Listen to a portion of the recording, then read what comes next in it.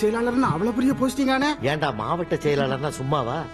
6 MLA 2 MP அவங்களுக்கு கீழே.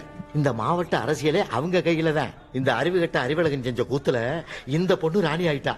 நம்மளும் தான் 40 வருஷம் அடி வாங்கி மிது வாங்கி கத்தி குத்து வாங்கி இப்ப தானே MLA ஆயிருக்கான்.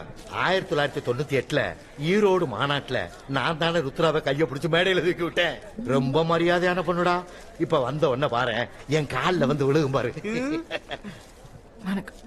அக்கா என்ன ஆசீர்வாதம் பண்ணுங்க. பரவாயில்ல எழுந்து. அக்கா அண்ணா அக்கா மேடையில முழங்கி மகளிர் அணி தொடங்கி இன்றைய மாவட்ட செயலாளர் அவர்களே, வருங்கால மந்திரி அவர்களே, வாழ்க வாழ்க வாழ்க. குறுக்க பூந்து கபடி விளையாடுற இவனாலதான் நம்ம பதவிக்கு ஆபத்து வருமோ?